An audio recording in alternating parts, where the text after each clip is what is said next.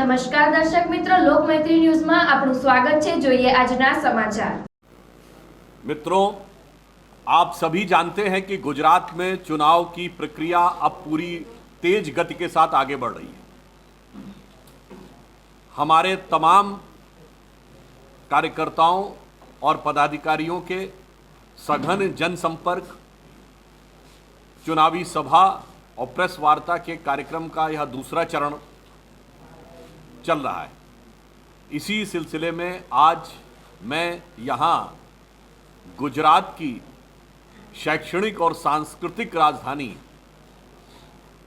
वडोदरा में हूँ और यहाँ मुझे इसलिए भी एक अलग प्रसन्नता का अनुभव होता है क्योंकि मैं स्वयं भी विश्वविद्यालय में प्राध्यापक रहा हूँ, तो यहाँ के इस सांस्कृतिक और शैक्षणिक केंद्र में आकर एक अलग अनुभूति होती है।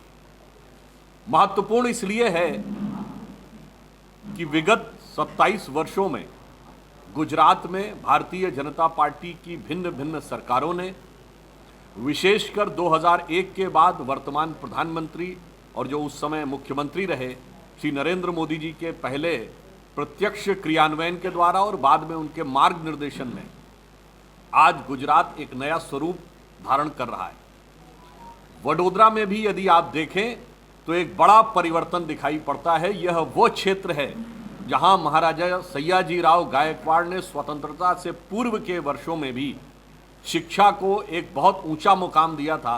शायद आज बहुत से लोगों को जानकारी ना हो कि ब्रिटिश इंडिया से कहीं बेहतर साक्षरता की दर बड़ौदा की रियासत में उस जमाने में होती थी। आज उसके बाद यहाँ की शिक्षा व्यवस्था को एक नया मुकाम, नई ऊंचाई देने का काम प्रधानमंत्री श्री नरेंद्र मोदी जी ने किया है। आज आप देखते हैं कि हमारे यहाँ गति शक्ति यूनिवर्सिटी बन रही है, यहाँ पर IIIT यहाँ पर स्थापित हो रहा है। नॉलेज सिटी आप पहले ही देख चुके हैं। केंद्रीय विश्वविद्यालय यहाँ पर स्थापित होने की प्रक्रिया एडवांस स्टेज में है। पानी को गुजरात के उन क्षेत्रों में पहुंचाने में सफलता हासिल हुई जिनके बारे में लोग कहते थे ऐसा कभी हो ही नहीं पाएगा। और प्राकृतिक खेती में चाहे डांग जिले को अथवा international centre of traditional medicine का केंद्र जामनगर में बनना हो, चतुर्दिक यदि आप देखेंगे तो गुजरात में विकास के नए स्वरूप दिखाई पड़ रहे हैं। परंतु उसी के साथ साथ एक उदाहरण भी देना चाहता हूं, जैसे मोढेरा का गांव है। ये भारत का पहला सौर ऊर्जा से चलने वाला गांव है जहां लगभग सारे के सारे घर भी सौर ऊर्जा से ही चलेंगे, परंतु उसी के साथ वहां पर सूर्य भगवान का एक मंदिर भी होगा। यानी 21वीं सदी के नए technology oriented, sophisticated, advance Bharat का भी दृश्य होगा और आत्म गौरव अस्मिता से युक्त भारत का भी रिफ्लेक्शन उसमें दिखाई पड़ेगा। यहाँ पर आपने देखा कि यहाँ के निकट में ही माँ काली का मंदिर जो पावागढ़ में है, 540 या 42 वर्षों के बाद वहाँ पर ध्वजा पुनः स्थापित हुई और वही आप देखिए 550 वर्षों के बाद श्री राम जन्मभूमि की भी ध्वजा उतनी ही गरिमा के साथ, स्वाभिमान के साथ उभरती हुई दिख रही है और संभवतः मकर संक्रांति के आसपास जनवरी 24 में वह भी उभर कर सामने आएगी। इसलिए अस्मिता और गौरव, विकास और जन कल्याण तीनों ही चीज़ों को लेकर समान रूप से आगे बढ़े। और मैं अंत में यह कहना चाहूँगा कि आज हमारे मुख्यमंत्री भूपेंद्र भाई पटेल, हमारे प्रदेश अध्यक्ष CR पाटिल जी दोनों संगठनात्मक और सरकार की दृष्टि से कुशलता से संचालन कर रहे हैं। गृह मंत्री अमित शाह जी का तो यह गृह राज्य है और प्रधानमंत्री जी के जो कुछ दिशा निर्देश में चल रहा है, वो जो कर रहे हैं, अगर हम देखें तो स्वतंत्रता के बाद जब सोमनाथ के मंदिर का जीर्णोद्धार सरदार पटेल ने कराया था, भले ही बहुत से लोगों के मन में उस समय दूसरे विचार थे, कुछ लोगों ने इनडायरेक्टली खिलाफत भी की थी, रोक टोक भी की थी, परंतु आज अगर आप देखें तो चाहे पावागढ़ में माँ काली के मंदिर, काशी विश्वनाथ का कॉरिडोर, महाकाल, केदारनाथ या श्री राम जन्मभूमि, ये सब के सब सरदार साहब के उसी विचार को जो उन्होंने सूत्रपात किया था सोमनाथ से, उसको विराट रूप देने का काम मोदी जी ने किया है। और मैं कांग्रेस के लोगों से भी पूछना चाहूँगा कि सरदार साहब के विचारों को तो आपने बहुत रोकने का प्रयास किया, उनके साथ स्वतंत्रता के समय क्या अन्याय हुआ वह एक अलग विषय है, मैं उसमें नहीं जहाँ पर स्थापित करके गुजरात में अपने गौरव और परंपरा के अनुरूप बड़ौदा को उच्च स्थान दिलाने का कार्य सरकार के द्वारा पूरी कुशलता के साथ किया जा रहा है। इसके अतिरिक्त अगर हम नॉलेज की दृष्टि से देखें तो बताइए, देश में हमारी सरकार आने से पहले भी हम इंटरमीडिएट रेंज और लॉन्ग रेंज मिसाइल बना लेते थे, पर हवाई जहाज नहीं बना सकते थे। यह बात तर्कसंगत नहीं लगती थी। मोदी जी की सरकार ने आने के बाद जो डिफेंस प्रोडक्शन में शुरुआत की है, आज आप बताइए कि भारतीय वायुसेना के लिए C-295 विमान का निर्माण यहीं वडोदरा में होगा और अंतर्राष्ट्रीय स्तर पर एयरबस के साथ कोलैबोरेशन में होगा। ये विकास और नई टेक्नोलॉजी को एक नए मुकाम तक पहुंचाने का कार्य किया गया है। इसके अतिरिक्त हमें स्मरण आता है कि एक दौर था यहाँ पर जब लॉ एंड ऑर्डर की स्थिति इतनी खराब होती थी कि लोग एक क्षेत्र से दूसरे क्षेत्र में जाते थे, शहर में भी, तो ये जानकारी लेके जाते थे कि कहीं वातावरण वहाँ ऐसा तो नहीं है कि कहीं कर्फ्यू लग जाए या कोई सांप्रदायिक तनाव हो जाए। वहीं आज पूरी तरीके से कानून की व्यवस्था की स्थिति सुगम है और सभी लोग पूरी सुरक्षा के साथ कार्य भी कर सकते हैं और कहीं पर भी मूवमेंट भी कर सकते हैं। और इसी के साथ कनेक्टिविटी को बेहतर करने के लिए जो बुलेट ट्रेन है वो यहाँ से जा रही है, रेलवे स्टेशन को नया स्वरूप दिया जा रहा है, स्वच्छता क्लीनिनेस की दृष्टि से एक नया स्वरूप वडोदरा को दिया जा रहा है। ये सारी चीज़ें हम सब देख रहे हैं और इसी के साथ हम यह भी कहना चाहेंगे कि हमारी सरकार ने विकास, जन कल्याण और गुजराती अस्मिता, जिसमें राष्ट्र गौरव भी शामिल है, उसको तीनों को समान रूप से व्यक्त करने का कार्य किया है।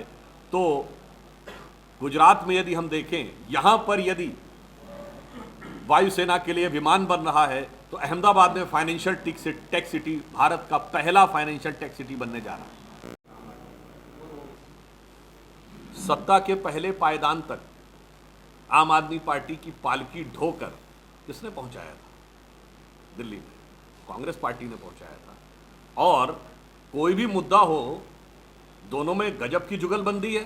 धारा 370 पे दोनों साथ साथ, कॉमन सिविल कोड पे दोनों साथ साथ, 35A पे दोनों साथ साथ, CA NRC पे दोनों साथ साथ, ट्रिपल तलाक पे दोनों साथ साथ, सर्जिकल स्ट्राइक और बालाकोट स्ट्राइक जैसे संवेदनशील मुद्दों पे दोनों साथ साथ। तो जवाबी कव्वाली तो वो आपस में खेल रहे हैं, तो दोनों तो एक दूसरे की प्रतिकृति हैं और सवाल हमसे पूछ रहे हैं। गुजरात वह धरती है जहां से महात्मा गांधी निकले, वह धरती जहां से सरदार पटेल ने पूरे भारत को एकीकरण किया और आज स्वतंत्र भारत के सबसे लोकप्रिय प्रधानमंत्री श्री नरेंद्र मोदी जी इसी गुजरात की धरती से 21वीं सदी में भारत को नए भारत और महान भारत बनाने की तरफ आगे ले जा रहे हैं। तो जब इतिहास के हर मोड़ पर गुजरात ने महत्वपूर्ण भूमिका निभाई है, तो इस मौके पे गुजरात सिर्फ महत्वपूर्ण भूमिका नहीं निभाएगा बल्कि उसमें अग्रणी भूमिका निभाएगा।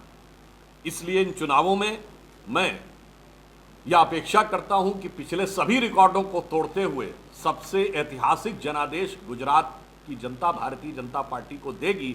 और हम जिस सांस्कृतिक राष्ट्रवाद की बात करते हैं, गुजरात की सांस्कृतिक राजधानी वडोदरा से हमें वह जनादेश प्राप्त होगा जो पूरे गुजरात में एक सांस्कृतिक चेतना, एक राजनीतिक चेतना का एक नया उदाहरण बनकर सामने खड़ा होगा। धन्यवाद। तो किस बात को कितनी गंभीरता से लेते हैं, उनकी आदत ही है कि आरोप लगाना और उसके बाद शूट एंड स्कूट जिसको कहते हैं। अब उदाहरण के लिए हम एक बात कहना चाहते हैं, ये तो वही थे ना जो कहते थे हम सुरक्षा नहीं लेंगे। याद करिए, दिल्ली में एक वैगन आर याद है आपको? वैगन आर गाड़ी होती थी और आज जानते हैं क्या स्थिति है? पंजाब के उनके मुख्यमंत्री जी बादल साहब 30 गाड़ियों के फ्लीट में चलते थे। कैप्टन अमरिंदर सिंह 30 गाड़ियों की फ्लीट में चलते थे और उनके पंजाब के मुख्यमंत्री 42 गाड़ियों की फ्लीट में चलते हैं। कहाँ थी वैगन आर, कहाँ है 42 गाड़ियों का लश्कर जर्रार? तो या तो वह बात माने कि उनके पास जेट सिक्योरिटी है और इसके उपरांत इस प्रकार की बातें करना मुझे लग रहा है गुजरात में अपनी हैसियत बनाने की जो कवायद है उसमें पूरी तरीके से नाकाम होने के कारण इस ढंग की खबरों के द्वारा येन केन प्रकारेण सिर्फ मीडिया का अट्रैक्शन प्राप्त करने का प्रयास कर। इसलिए मैं एक पंक्ति और कह देना चाहता हूं, चूंकि उन्होंने संदर्भ दिया है। गुजरात के चुनाव में सभी पार्टियां अलग अलग कारणों से चुनाव लड़ रही हैं। कांग्रेस पार्टी को सिर्फ अपनी जमीन बचानी है, आम आदमी पार्टी को सिर्फ अपनी हैसियत बनानी है, ओवैसी जैसी पार्टियों को सिर्फ आग लगानी है और भारतीय जनता पार्टी को सिर्फ सर। देखिए, दुर्भाग्य ये है कि शायद कांग्रेस के नेता अपने ही नेताओं के बारे में नहीं। स्वातंत्र वीर सावरकर भारत के इतिहास के एकमेव क्रांतिकारी हैं जिनको 2 जन्मों का कारावास हुआ। और महत्वपूर्ण बात यह है कि जिस वर्ष में उनको 2 जन्मों का कारावास हुआ वो वर्ष था 1910, और 1910 में कांग्रेस का अध्यक्ष जानते हैं कौन था? विलियम वेडनबर्न, जो ब्रिटिश सरकार के सेक्रेटरी थे, इंपीरियल सिविल सर्विसेज के ऑफिसर के सदारत में बैठे थे। तो आप माफी की बातें करते, आप तो मातहत थे। और दूसरा, यदि राहुल गांधी जी नाम में गांधी लगाए हैं तो कभी गांधी जी का भी तो कुछ पढ़ लिया करें। 26 मई 1920 को महात्मा गांधी ने स्वयं के द्वारा संपादित यंग इंडिया में एक आर्टिकल लिखा था जिसका शीर्षक था सावरकर ब्रदर्स, और उसमें महात्मा गांधी लिखते हैं कि इनमें से एक भाई विनायक सावरकर से मुझे लंदन में मिलने का मौका मिला, और आगे गांधी जी का शब्द है, मेरी नज़र में वो बहादुर, चतुर और देशभक्त है। गांधी जी कह रहे हैं मेरी नज़र में वो बहादुर, चतुर और देशभक्त हैं, और आगे वो लिख रहे हैं ब्रिटिश साम्राज्य की बुराइयों को उन्होंने मुझसे पहले पहचान लिया था। अब हम ओरिजिनल महात्मा गांधी को सही माने या आज के केवल और केवल गांधी का नाम रखने वाले one and exclusive only copyright holder का क्लेम करने वाले राहुल गांधी जी, लगता गांधी जी को ही नहीं पढ़ते, तो अब इसमें हम क्या कर सकते हैं? ये प्रश्न तो आपको उनसे पूछना चाहिए। हमारे लिए सम्मुख कोई भी हो, हमारे लिए एक ही लक्ष्य है कि गुजरात जिस विकास और गौरव के पथ पर उत्तरोत्तर चल रहा है उसको रोकने वाली शक्तियां जिन्होंने राष्ट्रीय अंतर्राष्ट्रीय से लेकर राजनीतिक, सामाजिक, कानूनी सारे अवरोध खड़े किए, इसके उपरांत हमें विकास की उस नई ऊंचाइयों तक गुजरात को ले जाना है। बाकी सबको आपस में क्या करना है उन्हें तय करना है।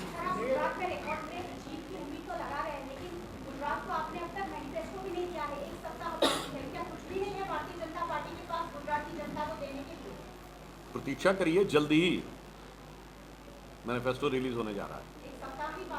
नहीं, हो सकता जल्द, 1-2 दिन के अंदर। गुजरात में विकास हो रहा है, साथ में महंगाई भी बढ़ रही है, तो महंगाई कम करने के लिए पार्टी क्या करेगी? देखिए, महंगाई की दर आज भी निश्चित रूप से महंगाई बढ़ी है पिछले 3-4 वर्षों में, पर यह भी ध्यान रखिए विश्व में 63 देशों में महंगाई दर 10% से ऊपर है।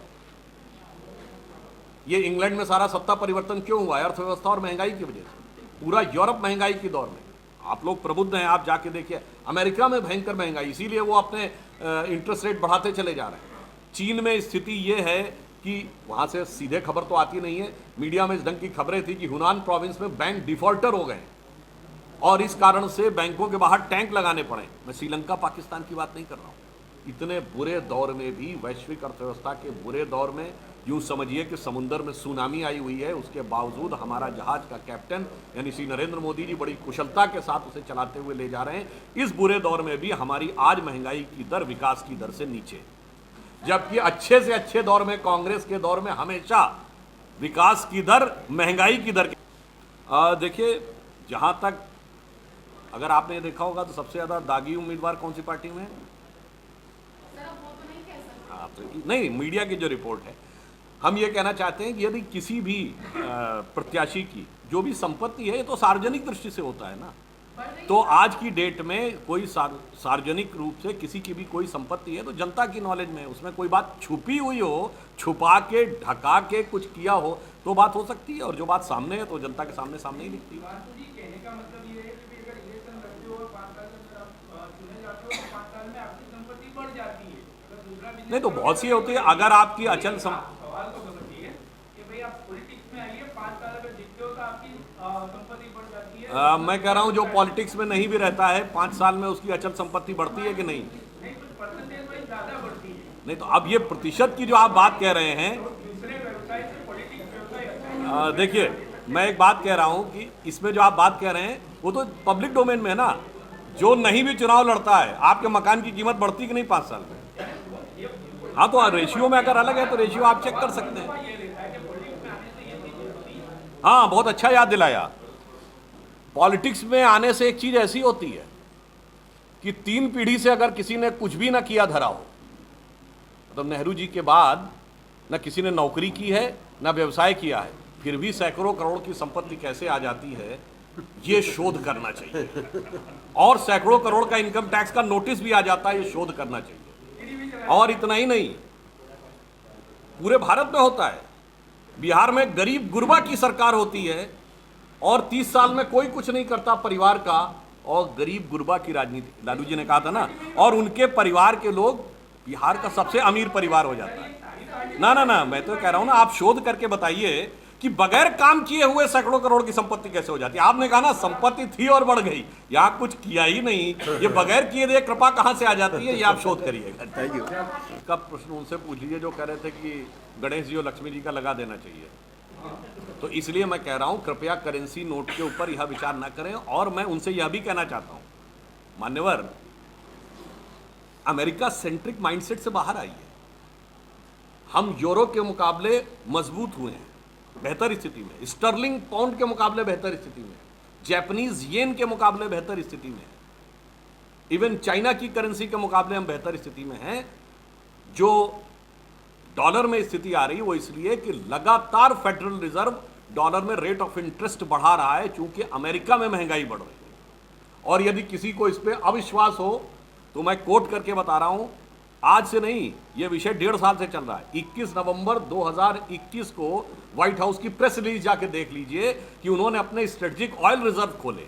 उसके 3 महीने के बाद उन्होंने बैंक के रेट ऑफ इंटरेस्ट बढ़ाए। किस लिए? महंगाई को कर्व करने के लिए। इसलिए मैं कह रहा हूं दुनिया में और भी हैं, उसकी तुलना में देखिए कि भारत किस स्थिति में है। आपको यदि लगता है कि प्रधानमंत्री जी तो यहां से सांसद का चुनाव लड़े थे, रिकॉर्ड मतों से जीते थे, परंतु उसके बावजूद उन्होंने काशी को चुना, क्योंकि वडोदरा की जनता ने जो स्नेह दिया था उसके बाद उन्होंने उत्तरदायित्व तो आपको दिया।